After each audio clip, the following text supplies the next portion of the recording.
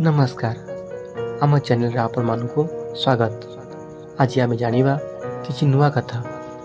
समय काढ़ी निहाती शुणु आपण पई बहुत जरूरी कथा।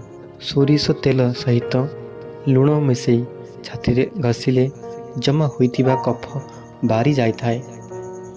अधिक गरम जिनिस पीवा द्वारा कैंसर हेबार आशंका बढ़ी जाए। गोड़र आंगुठीर नखरे सोरिष तेल लगाइले आखि कुंडे होबा लाली एवं पोड़ा हेबा दूर होइथाए।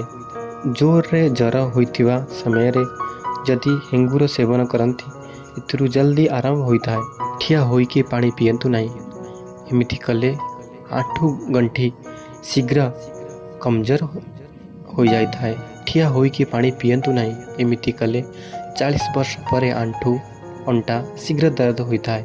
यदि आपण सकाळु चा बा कॉफी बदल रे गोटे सेव खाती आपणकर स्वास्थ्य बहुत भल रहिबो। तुलसी पत्र सेवन कले मलेरिया रोग होई न थाए। सकाळर जलखिया दिन जाकर सबुठ महत्वपूर्ण भोजन। सकाळर जलखिया छाड़िले आपणक शरीर एवं दिमाग कमजोर होई जाइथाए। मुहर निश्वास नेले आपणक आयुष ह्रास होइथाए। सेथिपाई सबुबेले नाक पटे निश्वास नियंतु। 100 थर हसिबा कौनसी साइकेल रे 15 मिनिट व्यायाम करने सहित समान। रात्रि समय रे अधिक भात पेट भरी खाइबा कथा नुहे, कहीं ना भात शीघ्र हजम होई न थाए।